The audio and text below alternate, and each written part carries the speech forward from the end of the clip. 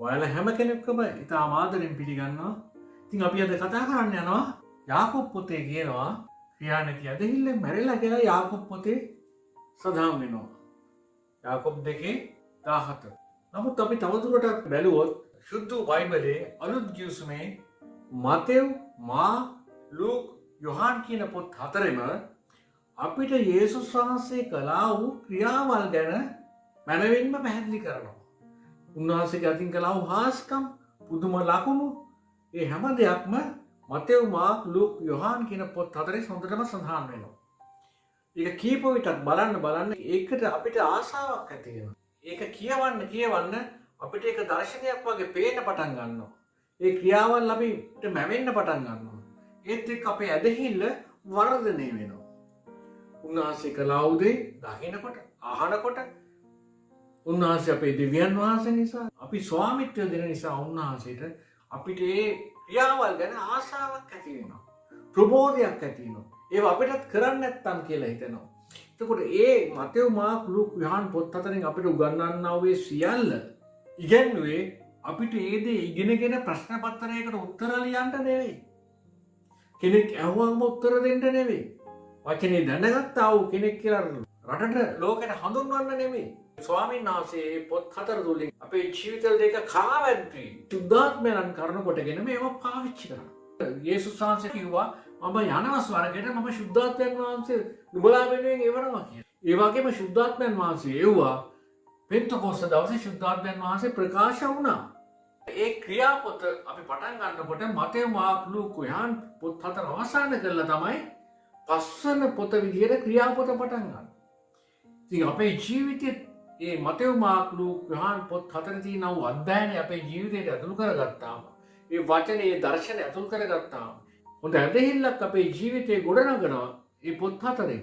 නමුත් මේ ඇදහිල්ල ක්‍රියාත්මක වෙන්නේ නැත්තම් ක්‍රියාපොතේ විදිහට අපොස්තලවරුන්ගෙන්, පාවුල්තුමාගෙන්, පේතස්තුමාගෙන්, ස්ටේපන්ගෙන් ක්‍රියාවල් එලි දක්වනවා. ඒ ක්‍රියාවල් එලි දැක්වේ නැත්තම් ඔවුන් යේසුස් වහන්සේ සමග සිටිය කාලයේදී දැනගත්ත දේවල් සහ සුද්ධාත්මයන් වහන්සේගේ මඟ පෙන්වීමෙන් ලබන දේවල් වලින් ප්‍රයෝජනයක් නැති වෙනවා. නිකන් මිනිස්සෙක් ඉන්නවා, ඔවුන් ඒක දන්නවා, ඔවුන් ඒකත් එක්ක මැරෙලා යනවා. ස්වාමීන් වහන්සේ සුද්ධාත්මයන් කරන කොටගෙන ක්‍රියාපතේදී ඒව දේවදාසීන් නරක කරලා පෙන්නුවා. කරලා පෙන්නුවේ අපිටත් මේ දේවල් කරන්න පුළුවන් කියලා මඟ පෙන්වන්න පිණිස. ඒ දේවදාසීන් හරහා සුද්ධාත්මයන් වහන්සේ කළා වූ ඒ ක්‍රියාවල් අපේ ජීවිතේනොත් එලි දක්වන පිණිස. උන්වහන්සේගේ කැමැත්ත ලෝකයේ ආත්ම දිනා ගැනීම. අපේ ජීවිතේනොත් දැන් ඒ ක්‍රියාවල් කළ යුතු තියෙනවා. ක්‍රියාවල් නොකිරීම තුළින් වෙන්නේ මොකද්ද?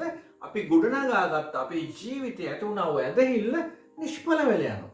දෙවියන් වහන්සේගේ ආත්මයන්න් විසින් යේසුස් වහන්සේව භාවිත කිරීම තුළ කළා වූ බලවත් හාස්කම්, පුදුම ලකුණු යේසුස් වහන්සේ පෙන්වලා ඊට පස්සේ යේසුස් වහන්සේ ස්වර්ගයට ගිහිල්ලා ඒ ආත්මයන්න් වහන්සේම අපි තුළට එවනවා අපේ ජීවිත භාවිත කරලා ඒ ක්‍රියාවල්ම සිදුවන පිණිස.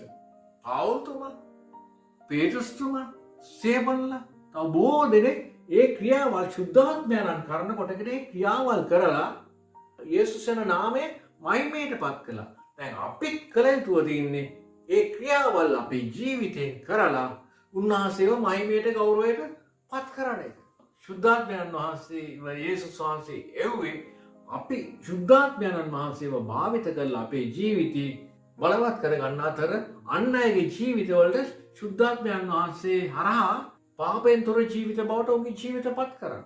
ඒ සුද්ධාත්මයන් වහන්සේව අපි භාවිත කළේ නැත්තම් ක්‍රියා නැති ඇදහිල්ල මැරිලා කිව්වා වගේ අපි ඉගෙන ගත්ත කාරණාවල් අපේ ජීවිතයත් එක්කම මැරිලා හා සමානයි. නමුත් අපිව කැඳවලා අපිට සුද්ධාත්මයන් වහන්සේ දුන්නේ ඇයි? උන්වහන්සේ ගෝලයින් හරහා, අපොස්තලයන් හරහා කරා වූ ක්‍රියාවන් අපේ ජීවිතවලින් වන පිණිස. එහෙම නොවෙනවා නම් නිකන් සුද්ධාත්මයන් වහන්සේ දින අපරාධي වගේ.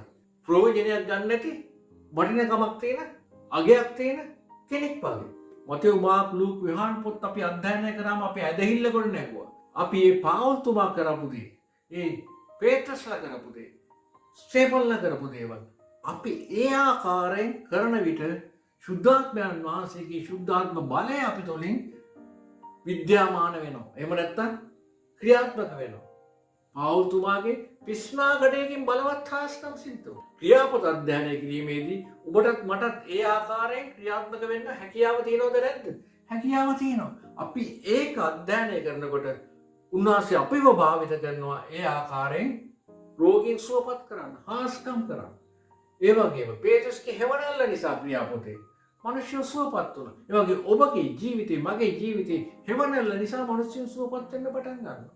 ඒ සුවය හරහා ආත්මයන් දිනා ගැනීමේ හැකියාව හම්බ වෙනවා. ඉතින් අපි බලමු අපේ ජීවිතෙත් අපි මතෙව් මාර්ක් ලූක් යෝහන් පොත් 4 කියවලා ගන්නා වූ අදහිල්ල කරනකොටගෙන එන්නා වූ කාරණා ක්‍රියාපොතේ සිදු වුණා වූ කාරණා ලෙසම අපි භාවිත විය යුතුව තියෙනවා. මේ පොත් පහේ තියෙනා වූ කාරණාවන් විහරා කරවීම තමයි උන්වහන්සේගේ අදහස. උන්වහන්සේ කළෙත් ඒක. ඔබ මේ වීඩියෝ එක බලන කෙනෙක් නම් ඔබට හිතෙන්න පුළුවන් ශුද්ධාත්මයන් වහන්සේ ඔබව භාවිත කරන්නේ නැහැ කියලා. ඔබට සැක ඇති සමහර වෙලාවට. එහෙම හිතන්නේ. ඔබ නිකන් බලන්න මේ මොහොතේදී. ඔබ මේ නරවන කෙනෙක් නම් මම මේ අත ඔබට ලං කරන විටදී ඔබේ ගැටලුව මතක් කරලා මට මේකට විසඳුමක් ඕනේ ස්වාමී කියලා. ඔබගේ අත මේ අත පැත්තට ලං කරලා. ඔබ යම් රෝගයකින් පෙළෙනවා නම්, ඔබ යම් අසහනයකින් පෙළෙනවා නම්, ඔබ යම් වේදනාවකින් පෙළෙනවා නම්, ඔබට යම් නිදහස් වීමක් අවශ්‍යලා තියෙනවා නම්, මාර්ග වැහිලා මාර්ගයක් නැතුව තියෙනවා නම් මම මේ අත ඔබට ලං කරන්න. ඔබගේ අත මේ අතට ලං කරන්න. උන්වහන්සේගේ බලය, ශුද්ධාත්මයන් වහන්සේගේ බලය එදා පාවුල් පේතස් භාවිත කරා වගේ ඔබව සුවපත් වෙන්න යනවා. ඔබව නිදහස් වෙන්න යනවා. ඔබ ජීවිතයක් ලබන්න යනවා. ඔබ අලුත් වෙන්න යනවා. ඔබ මේ මොහොතේ සුවපත් වෙනවා. ඔබ මේ අතට ලං කරන්න ඔබගේ අත. මොහොතක් තියන්නේ. යේසුස් ක්‍රිස්තුස් වහන්සේ කුරුසියේදී නිමා කළ කාරණේ කරනකොටගෙන නිදහස් වුණා වූ සුවය මේ අතහරා ඔබට සම්ප්‍රේෂණය වෙන විට ඔබ සුවපත් වෙන්න යනවා. ඔබ ඉන්නව මානසිකත්වයෙන් ඔබ නිදහස් වෙන්න යනවා. ඔබ ඉන්නව හිසේ අමාරුව, පපුවේ අමාරුව, පිළිකාව ඔබ සුවපත් වෙන්න යනවා.